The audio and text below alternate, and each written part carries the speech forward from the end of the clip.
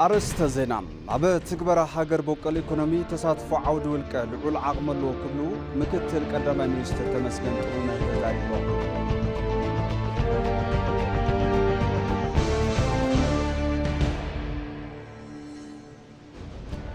عبوشت سلسة عوارح تفتم لمعات كوريدر أبا كتم حواسات الجميرو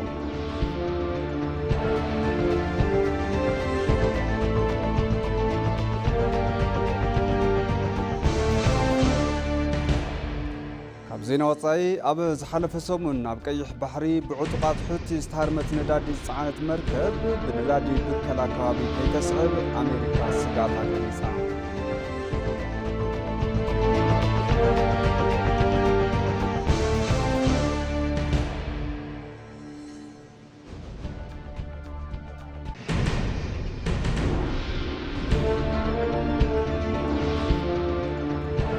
سلام طعنا بالله زخوركم تملكتي كما تخونوا ساعتنا أخيلو معد زينا حزنا مزينا لنا زينا تات ندامر حكوناكم زبلان إبراهيم فساية سرنا مكتتان أب تكبر هاجر بوكل إيكونومي تصادفوا عودولك لعول عقم اللو كبلو مكتل قدماء مينستر تمسجن ترونه قليزهم نايتيبيا يعدقو بزبل مري حساب نحمشت تخطات التمعاتات بستفرالي كونتات ككايل زقاني فوليسو من نقدي مزازمي مرها قبري رسانة من محدار كللات منستراتن ديبلومات استفرالي هاقراتن ابسترخبلو تساليتهم بمنستر نقدن زواو متسارن استسانات تي مرها قبري كاب وصاي زاوتو فريات متكا اب وشت عدي زفوري فرياتات مفلات علام ازغبر كم تخونون تحبير لهم مكتل قدماء مينستر تمسجن طرونه منغستي اب زفصمو سرعات المعات عود ولقه زلو قده بمن عاد فريات نقدي نمزمان منغست جمرو تغبرا ديجيتاليزيشن متنخر تساتفو عود ولقه حاتيتهم لهم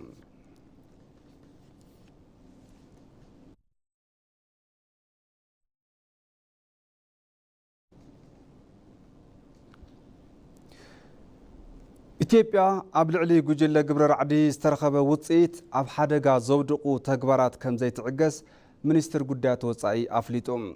منستر قدات وصاي أب زواوي وانا وقداي زملكت أب زوجو مجلسين إثيوبيا أفلالات بسلامة ومجدين مفتحن مس حزبي سوماليان عالم لخ محبر سبن بمخان أب سلامن مرققانتي زوبا زوجو حدقات مكل خالن حزون صنع قوام ما على ويلهم أتي منستر أب مجلسيو أب سوماليا لوقتو سججر حبرة أفريقيا أب قطالي زهلو حدوش كنتات أوراد والوقتم أب زوبا كرن أفريقيا حدوش سجات حزو ممسون إثيوبيا زت حساسبا كم زخون فليت اللهم حبرة أفريقيا ود بحبرات منجستاتن نزي حدوش سججر نتسنادو أبزركب اللوان أتي زوبا كجمت نبزي قلفتنا الناتو كم زركب بريلهم قدم كبل بزعباتي كونتات نيتيوبيا حويسو اب سوماليا لوقتو حبرت افريكا وتهدر زواص هاغرات تدغاغامي صاوعتاتن ريتاتن تخرت كم زي تهابن ونغليصلهم صبوق شمن زنان كمغون مسواتنت سراويت مكلخالنا زناشو تخاتاتلتي مغلصتات انتوصو ኢትዮጵያ ብስቅታ ንክትሓልፍ ብሓደ ሓደ ወገናት ከም ዘሎ ይረአለውን ክብል ገሊጹ እዮም ካልኦት ተወሳእቲ ክልል ቀርኒ ኣፍሪካ ንምህዋኽ ስጉምቲ እንትወስዱ ኢትዮጵያ ብስቅታ ከም ዘይትሪኦውን ኣፍሊጡሎም እዚ ብምዃን ድማ ኣብቲ ዞባ ብሄራዊ ድሕንነታ ናብ ሓደጋ ከውድቑ ዝኽእሉ ኩነታት ብንቕሓት እናተኸታተለት ከም እትርከብ ገሊጹሎም ኢትዮጵያ ኣብ ሶማልያን እቲ ከባብን ሰላምን ፀጥታን ንኽዓስል ንሓበራዊ ዕቤትን ኣብቲ ክልል ኣብ መንጎ ዘሎ ህዝብታት ዘሎ ጥቡቕ ሕድሕዳዊ ምትእስሳር ብዝበለፀ ንኽጉልበትን ዘይተሓለለ ፃዕሪ እናገብረት ፀኒሓ እያ እውን ኢሉ ኢትዮጵያ ምስ መንግስቲ ሶማልያ ዘሎ እዋናዊ ዘይምርድዳእ ንምፍታሕ ኣብ ዝተሰናድኡ መድረኻት ዘተ ብንቕሓት ተሳትፎ ከም ዝገበረት እውን ኣብሪሁሎም ኢትዮጵያ ቅድም ክብል ኣብ ኣህጉራውን ዓለም ለኻውን ራዕዳዊ ጉጅለታት ዝተረኸበ ዝበረታታዕ ውፅኢት ኣብ ሓደጋ ዘውድቁን ንድሕሪት ዝምልሱን ተግባራት ከም ዘይትዕገስ እውን እቲ መግለጺ ኣተሓሳሲቡ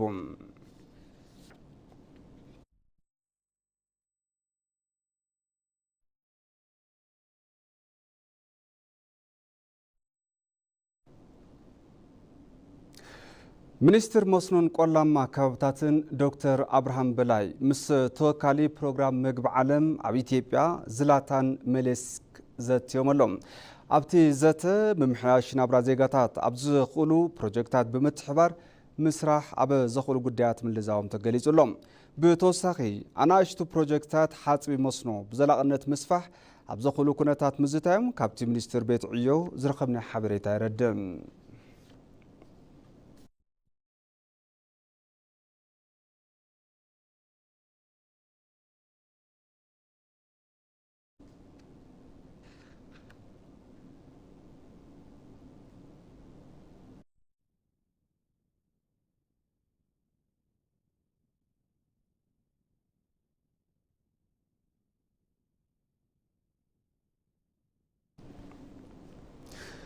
ሩስያ ምስ ኢትዮጵያ ዘለዋ ርክብ ህዝቢ ምስ ህዝቢ ንምጥንኻር ከም ዝሰርሑ ኣምባሳደር ሩስያ ብኢትዮጵያ ኤቭጌኒ ተርኪን ገሊጾም። ሚኒስትር ሰላም ብናልፍ አንዱዓለም ምስ ኣምባሳደር ኤቭጌኒ ተርኪን ኣብ ርክብ ህዝቢ ምስ ህዝብን ህንፀት ሰላም ኢትዮጵያን ሓቢሮም ኣብ ዝሰርሑሎም ኩነታት ተላዚቦም። ኣይተ ብናልፍ ኣብ ዝኾነ እዋን ፈተና ጸኒዑ ዝነበረ ርክብ ህዝቢ ክልቲአን ሃገራት ተጠናኺሩ ንክቕጽልን ኢትዮጵያ ንትገብሮ ሃገራዊ ኣህጉራውን ዓለም ለኻውን ምንቅስቓሳት ሩስያ ደገፍ ንክትገብር ሓቲቶምሎም። ኣምባሳደር ኤቭጌኒ ተርኪን ብግድኦም ሩስያ ንኢትዮጵያ ኩሉ ግዜ መሻርክታ እያ ምባሎም ካብ ሚኒስትር ሰላም ዝረኸብና ሓበሬታ ይረድእ።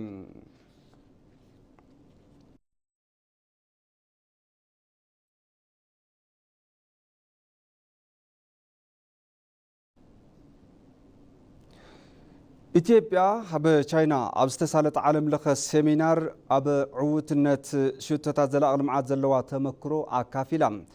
ኣብ ባይቶ ወከልቲ ህዝቢ ፌደሪ ሚኒስትር ዋና ተፀዋዒ መንግስቲ ዶክተር ተስፋይ ቤልጂጌም ኣብ ቻይና ኣብ ዝተፈላለዩ ዓውድታት ዝካየዱ ዘለዉ ስራሕቲ ልምዓት እቲ ሃገር ዓለም ለኸ ኢኮኖሚ ቻይና ምህናፅ ምኽኣላ ኣብነታት እዮም ኢሎም ኣሎም።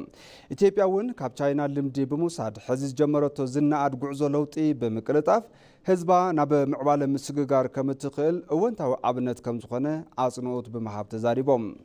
ነዚ ድማ ኣብ ኢትዮጵያ ዝካየዱ ዘለዉ ልምዓት ኮሪደር ኣዲስ አበባን ካልኦት ከተማታትን ግብርና ከተማ ከባብታት ቱሪዝምን ፕሮጀክታት ወሰን ሩባን ሓቢሮም እዮም።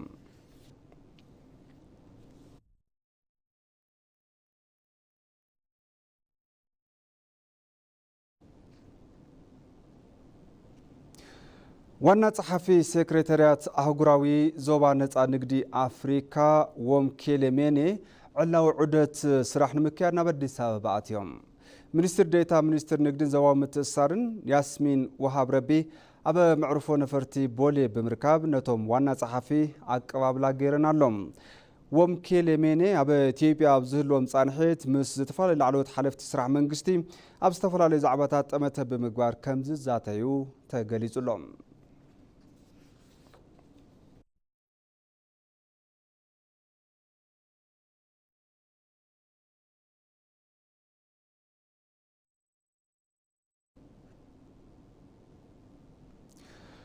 ላዕለዎት ትካላት ትምህርቲ ንኢኮኖሚያዊ ለውጢ ዜጋታት ብስምዒት ሓላፍነት ክሰርሓ ይግባእ ክብል ሚኒስትር ትምህርቲ ኣተሓሳሲቦም። ፍትሓዊ ፅሬት ዘለዎ ትምህርቲ ንኩሉ ብዝብል መሪሕ ሓሳብ መበል 33 ጉባኤ ትምህርቲ ልምዓት ላዕለዎት ትካላት ትምህርቲ ይካየደሎም። ሚኒስትር ዴታ ትምህርቲ ኮራ ጡሽኔ መንግስቲ ተበጻሕነት ላዕለዎት ትካላት ትምህርቲ ብምስፋሕ ጎና ጎኒ ንፅሬትን ፍትሓውነትን ትምህርቲ ጠመተ ሂቡ ይስራሕ ኣሎ ኢሎም። እተን ትካላት ኣብ ዘካየድኦ ስራሕ መጽናዕትን ምርምርን ናብራ ዜጋታት ንምምሕያሽ ሕግዛ ከም ዘለዋ እውን ገሊጾም ክብል ግልጋሎት ዜና ኢትዮጵያ ጸብጺብዎም።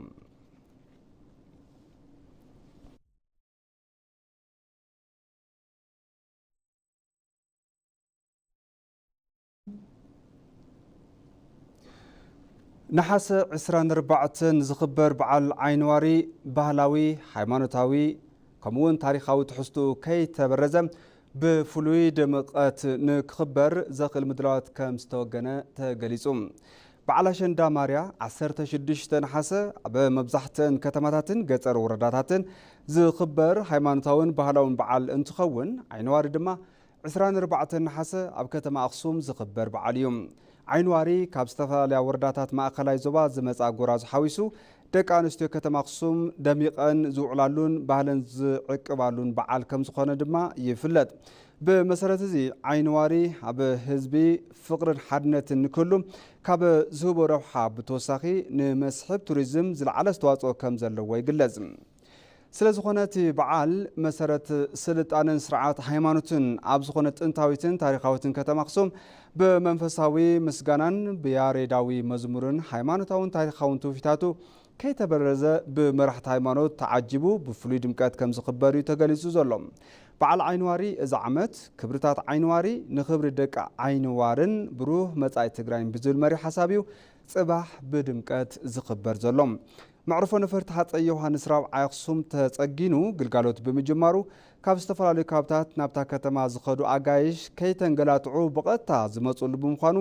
ብፍሉይ ድምቀት ክኽበር እዩ ዝብል ትጽቢት ከም ዘሎ ሓበሬታ ርክብ ህዝቢ ከተማ ኣክሱም የመላኽት። በዓል ኣሸንዳን ማርያ እዚ ዓመት ክብርታት ኣሸንዳ ንክብሪ ደቂ ኣንስትዮን ብሩህ መጻኢ ትግራይን ብዝብል መሪ ሓሳብ ኣብ መላእ ትግራይ ከም ዝተኸብረ ይዝከር።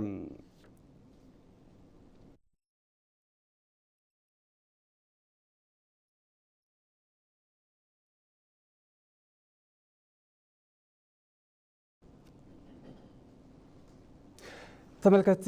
ቅድም ክብል ሓፀርቲ ዜናታትና ኣኹምና በልና ጸኒሕና ሕዚ ድማ ናብ ዝርዝር ዜናታት የክሓልፍ። ኣብ ውሽጢ 3 ኣዋርሕ ዝፍጸም ልምዓት ኮሪደር ኣብ ከተማ ሓዋሳ ተጀሚሩ። እቲ ዝተጀመረ ልምዓት ኮሪደር ኣብ 2 ምዕራፍ ዝፍጸም እንትኸውን መነባብሮ ከተማ ምቹ ዝገብርን ተበጻሕነት መሰረተ ልምዓት ዘዕብን ምዃኑ ተገሊጹሎም። ንጸብጻብ ኣባዲ ደመቀ ከም ሰብ ካቕርባ እዩ።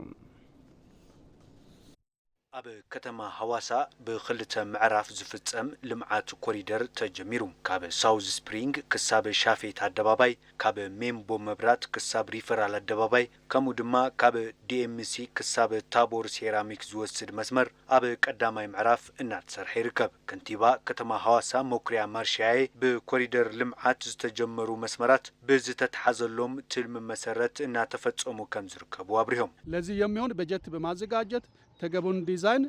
በጀት ብምድላው ኣብ አዲስ አበባ ዝተሰርሐ ዲዛይን ብምምኻር ንሳቶም እዮም ዝሰርሑልና ዘለዉ ብመዳይዚ ብጽቡቕ ብርኪ እናተሰርሐ እዩ ዝርከብ። እቲ ልምዓት ከተማ ሐዋሳ ንዘለውዋ ጸጋታት ተፈጥሮ መሰረት ዝገበረ ምዃኑ ዝሓበሩ እቶም ከንቲባ ንዘፈሪ ቱሪዝም ተወሳኺ ዓቕሚ ዝኸውን ኢሎም ሃይቁን ተከትሎ እስከ ታቦር ተራራ ኣብ ቀረባ ኮብል ካሮ ሓዊሱ ጎቦ ታቦርን ኣላሙራን ብምርኻብ እቲ ከባቢ ኣልሚዕኻ ብምልዋጥ መስሕብ ቱሪዝም ንምግባር እናተሰርሐ እዩ። ካብ አዲስ አበባ ብምቕጻል ኣብ ከተማታት ክልል ዝተጀመረ ልምዓት ኮሪደር መነባብሮ ከተማ ብምምችቻው ብርኪ ከተማ ከም ዘመሓይሽ ሚኒስትር ዴታ ግልጋሎት ኮሙኒኬሽን መንግስቲ ሰላማዊት ካሳ ገሊጸን። አዲስ አበባ ላይ የተጀመረው የኮሪደር ልማት ኣብ አዲስ አበባ ዝተጀመረ ልምዓት ኮሪደር ከተማ ዝለወጠን ብዙሓት ነገራት ዝቀየረን ዓብይ ፕሮጀክት እዩ። እዚ ኣብ ኩለን ከተማታት ክልል ንኽስራሕ ስራሕትታት ተጀሚሮም እዮም። እዚ ቅድሚ ወርሕን ፈረቓን ኣብ ኣዋሳ ተጀሚሩ እዩ። ብኻልእ መዳይ እቲ ልምዓት ተበጻሕነት መሰረተ ልምዓት ዝዕቢ ምዃኑ እተን ሚኒስትር ዴታ ገሊጸን። ትልቁ ጠቀሜታው የመሰረተ ልማት አቅርቦቶች ቅንጅት እንዲፈጠር ማድረግ ነው። እቲ ዝዓበየ ረብሓ ዝተዋደደ መሰረተ ልምዓት መፍጣር እዩ። ሓደ መሰረተ ልምዓት እንትስራሕ እቲ ካልእ ክቋረጸሉ ብዘይኽእል መንገዲ ንምፍጻም ዘኽእል እዩ። እቲ ልምዓት ንብዙሓት መናእስያት ዕድል ስራሕ ኣብ ምፍጣር ዓብይ ግደ ይጻወት ምህላው ተሓቢሩ። በፊት አዲስ አበባም ነበረ አሁንም ዝም ጀምረዋል። ካብ አዲስ አበባ ቀጺሉ ኣብዚ ጀሚሩ ኣሎ። እዚ ዓብይ ዕድል ስራሕ ዝፈጥር እዩ። ንሕና ድማ ዕድል ስራሕ ተፈጢሩልና እዩ። ሓፈሻዊ ስራሕትታት እቲ ልምዓት ኣብ ውሽጢ 3 ኣዋርሕ ከም ዝፍጸም ንምፍላጥ ተኻይሉ። ሚኒስትር ንግድን ዞባዊ ምትእስሳርን ዘሰናድኦ ኤግዚቢሽን ሰሙነ ንግዲ ብጽሬት ምፍራይን ጽሬቶም ዝሓለው ፍርያታት ንወጻኢ ምልኣኽን ዘተባብዕ ምዃኑ ከንቲባ ከተማ አዲስ አበባ አዳነች አበቤ ገሊጸን። ከንቲባ አዳነች አበቤ እቲ ሚኒስትር ኣብ ዘሰናድኦ ሰሙነ ንግዲ ኤግዚቢሽንን ማእኸል መርአይ ንግዲ ወጻኢ ኢትዮጵያን ዑደት ኣሳሊጠን ኣለዋ። ንጸብጻብ ግልጋሎት ዜና ኢትዮጵያ ጌታቸው አለሙ።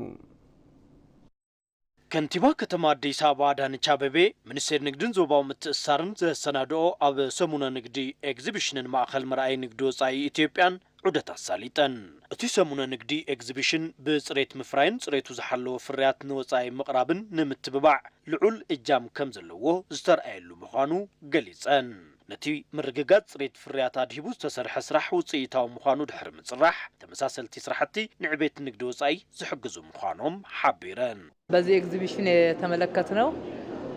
ኢትዮጵያ ለውጪ እየላከች ያለችውን ኣብዚ ኤግዚቢሽን ዝተዓዘብናዮ ኢትዮጵያ ንወፃና ለኣኸቶ ዘላ ፍርያትና ዘፋልጥ ልዑል ኤግዚቢሽንና ተዓዚብና ብርክት በለን ወፃን ንልእኾ ፍርያት ከም ዘለና ንብዙሓት ሃገራት ይኹን ኣቕረብትና ንላእኽትናን ዘተባብዕን ብዝበለፀ ብፅሬት ምፍራይ ብፅሬት ምልኣኽ ንኽተባባዕ ክገብር ዝኽእልን ጽቡቕ ኤግዚቢሽን እዮም ከምዚኦም ዓይነታት ስራሕቲ እንትንሰርሕ ዝበለፀ ናይ ምልኣኽ ዓቕምና እናማዕበለ ንክኸይድ ይሕግዝ እዩ ኣፍረይቲ ንክተባብዑ ዓደግቲ ፅሬት ዘለዎ ፍርያት ንክረኽቡ ግቡእ ምዃኑ ድሕሪ ምልዓል ኣብ መንጎ ድሌትን ቀረብን ፍርያት ዘሎ ኣፈላላይ ምፅባብ ይግባእ እውን ኢለን ንግዲ ወፃኢ ንክመሓየሽ ዘኽእሉ ኣሰራርሓታት ምዝርጋሕ እውን ንፅባሕ ዘይበሃል ስራሕ ምዃኑ ድሕሪ ምግላጽ ምምሕዳር እታ ከተማ ሓቢሩ ዝሰርሕ ምዃኑ እውን ገሊፀን ከፊታችን ያለው ጊዜ ደግሞ በዓል ነው አዲስ ዓመትን በመቀበል በኩል የምናደርገውን ዝግጅት ኣብ ቅድሜና ዘሎ እዋን በዓል እዩ ሓድሽ ዓመት ንምቕባል ኣብ ንገብሮ ምድላዋት ኣቕረብትን ክተባብዑ ዓደግቲ ፅሬት ዘለዎ ፍርያት ኣበይን ብኸመይን ክረኽቡ ከም ዘለዎም ከርኢ ዝኽእል ጽቡቕ ንግዲ ባዛርን ኤግዚቢሽንን ተሰናድዩ እዮም ብምዃኑ ድማ ኣብዚ ኤግዚቢሽን እንሪኦም ፍርያታት ኣብ ዝተፈላለዩ ቦታታት ናብ ህዝቢ ንክቐርቡ ኣብ ምግባር ንሕና እውን ምስቲ ሚኒስተር ቤት ዕዮ ተኣሳሲርና ብሓባር ክንሰርሕ ኢና ናብ ወፃኢ ዝለኣኹ ፍርያታት እውን ኣብ ዝፈርይሉ እዋን ፅሬቶም ንክሕሉ ኣብ እዋኖም ምልኣኽ ንክኽእሉ ገለ ቢሮክራሲታት ንክእንሱን ብቁጠባ ሪፎርም ጌርና ሃገርና ቁጠባዊ ምዕባለ ንክህልዋ ኣብ ምግባር ንንሰርሖ ስራሕ ዕውት ንክኸውን ብሓባር ክንሰርሕ ኢና ኣብቲ ሰሙነ ንግዲ ጎድኒ ድጎድኒ እቲ ኤግዚቢሽን ዘተታት ፓናል ሓዊሱ ዝተፈላለዩ መርሃ ግብርታት ምስላጦም ጸብጻብ ግልጋሎት ዜና ኢትዮጵያ ኣመላኺቱሎ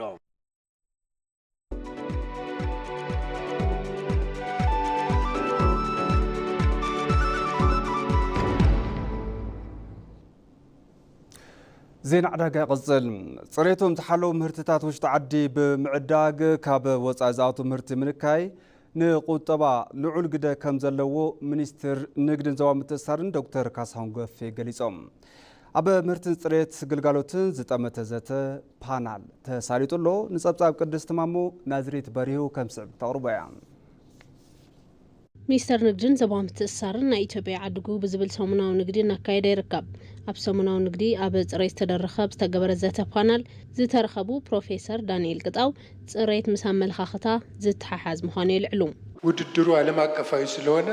እቲ ንሕንሕ ዓለም ለኻው ስለ ዝኾነ ፅሬት ለለዎ ነገር ክነቕርብ ክንኽእል ኣለና ተወዳዳሪ ዝኾነ ማለት ዓሚል ዝደልዮ ማለት እዩ ፅሬት ብመሰረቱ ኣብ ርእሲ ውሽጢ እዩ ምስ ኣመለኻኽታ ኣእምሮን ልቦና ውቕርን ዝተኣሳሰረ ነገር እዩ ኣብቲ መድረኽ ዝተረኸቡ ዋና ፈጻሚ ስራሕ ግሩፕ መንገዲ ኣየር ኢትዮጵያ መስፍን ጣሰው ብግድኦም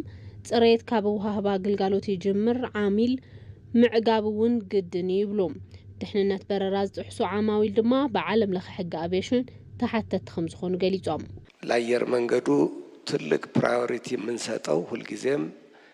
ደህንነት ነው ንመገዲ ኣየር ቅድሚት እንህቦ ኩል ጊዜ ድሕንነት እዩ ድሕንነት በረራ ብዝኾነ መልክዑ ንድርድር ዘይቐርብ ኩል ጊዜ ኣብ ዕለታዊ ስራሕና እውን ኣብ ኢንቨስትመንትን ቅድሚት እንህቦ ጉዳይ እዩ ድሕሪኡ ዝመጽእ ግልጋሎት ዓማዊል እዩ እዚ መገዲ ኣየር ኣብ ዓለም ለኸ ውድድር ከባቢ እዩ ዝሰርሕ ሓደ መገዲ ኣየር ክቕጽል ዝኽእል ዕዉት ክኸውን ዝኽእል ዓማዊል እንትስሕብ ጥራሕ ምዃኑ ኣጥብቕና ንኣምን ሓቂ እውን እዩ ሚኒስተር ንግድን ዞባ ምትእስሳርን ዶክተር ካሳሁን ጎፌ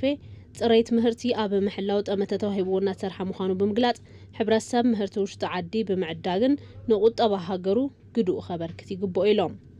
ኢትዮጵያ የምርትና ምርታማነት ሃገር ናት ከተባለ ኢትዮጵያ ናይ ምህርትን መፍረያይነትን ሃገር እያ ተባሂሉ እቲ ምህርቲ ብበዝሕን ፅሬትን ከመይ ይፍረ ፅሬት ምህርቲ ፅሬት ግልጋሎት ናይ ምቁፅጻር ዛዕባ ንኸም ናትና ሃገር ዓባይ ቁጠባ ብጣዕሚ ወሳኒ እዩ ሃገር ኣብ ምፍራይ ዝገበረቶ ርብርብ ፅሬት ኣብ ምሕላው እኹል ጠመተ ሂባ ሰሪሓ እያ ካብ ወፃኢ ልመፅእ ፅሬቱ ዝሓለወ እዩ ኣብ ውሽጢ ዓዲ ለሎ ፅሬቱ ዝሓለወ ኣይኮነን ካብ ዝብለ ባህላ ወፂና ኣብ ኢትዮጵያ ፅሬት ለለዎ ምህርቲ ምቕራብ ይከኣል እዩ ፅሬት ዘለዎ ግልጋሎት መሃብ ይከኣል እዩ ዝብል እምነት ተዘይተፈጢሩ ናይ ኢትዮጵያ ምዕዳግ ባህል እንተዘይገርና ካብ ወፃኢ እናራገፍና ኣየዋፀ ስለዚ ፅሬት ቁልፊ ዛዕባ እዩ ዓለም እናዓደጎ ዘሎ ናይ ኢትዮጵያ ቡና ፅሬቱ ቀዳማይ ብምዃኑ እዩ ኣብቲ ዘተ ፓናል ፅሬት ምሕላው ንተመራፅነት ዕዳጋ ምህርቲ ውሽጢ ዓዲ ኣድላይ ምዃኑ ተላዒሉ እዩ ሕዚ ድማ ናብ ዜና ወፃኢ ክሰግር ኣብ ዝሓለፈ ሰሙን ኣብ ቀይሕ ባሕሪ ብዕጡቓት ሑቲ ዝተሃርመት ነዳዲ ዘፀዓነት መርከብ ብነዳዲ ብከላ ከባቢ ከይተስዕብ ኣሜሪካ ስግኣታ ገሊጻ እታ